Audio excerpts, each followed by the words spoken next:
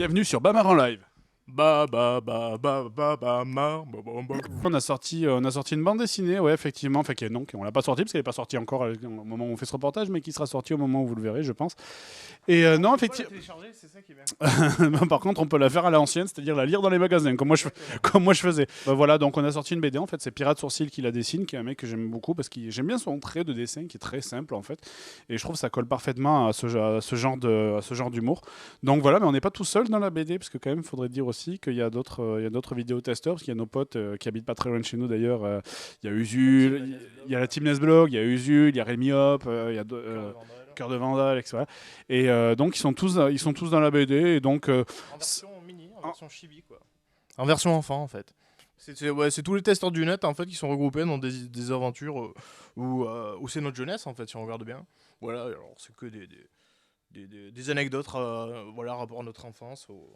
En fait, d'ailleurs, voilà, en fait, donc c'est écrit donc par Pirate Sourcil et par nous.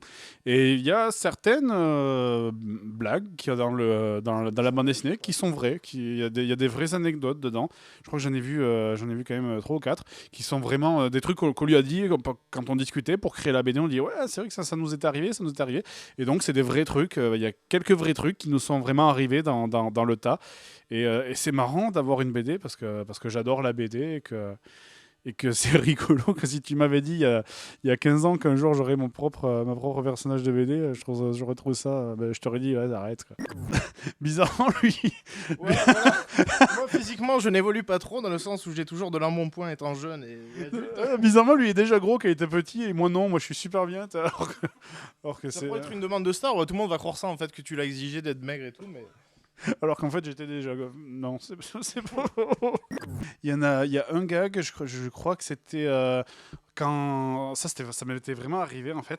Genre j'étais en train de jouer à un jeu, je sais plus du tout lequel c'est, j'étais en train de jouer à un jeu, mais j'étais en train de m'énerver, genre ah, putain, vas-y et tout, j'en avais marre et tout, je criais, je balançais la manette, je hurlais et tout, j'en pouvais plus, j'étais en train de souffrir, mais vraiment de crier toutes mes forces. Et là il y a ma mère qui arrive et qui fait ça va pas et tout, mais t'arrêtes de crier, tu fais chier quoi. Et elle me dit tu fais quoi et tout, je balance la manette et je fais je m'amuse.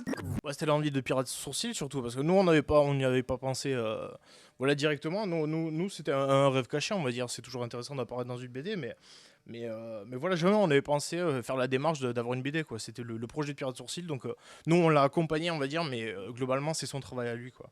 Ouais, faut pas dénaturer, c'est quand même Pirate Sourcil qui a fait la majorité du taf, quoi. Donc c'est vrai que nous, il est venu nous voir en disant ouais, ça serait cool de faire une BD. J'ai dit ah ouais, pourquoi pas, j'avais jamais pensé, c'est marrant. Et puis donc on a dit bah ok, allons-y. Donc on a un peu bossé une partie des gags avec lui. Et puis voilà, on a trouvé ça sympa. Moi, la Pirate Sourcil, j'avais lu son autre BD parce qu'il a sorti sa propre BD aussi. Et je trouvais ça super sympa. Franchement, je disais putain, j'aime bien ton humour. C'est de l'humour un peu, il y a un peu d'humour noir. Et j'aime bien quand c'est un peu borderline.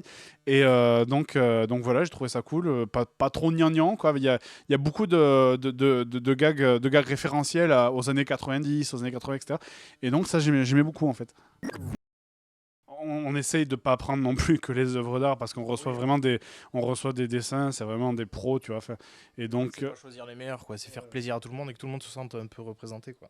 donc voilà, on essaye de prendre aussi parce qu'on a un public qui est un peu jeune et donc on essaye de prendre quand même des dessins de petits un peu des fois, tu vois, pour que ça leur plaise aussi, quoi. Donc voilà, et moi en tout cas, il y a un truc que je tiens à dire, c'est tous les dessins qu'on me donne en convention, parce que chaque fois qu'on va en convention, on nous donne des dessins, je les ai tous gardés. Tous. Ils sont tous dans un carton.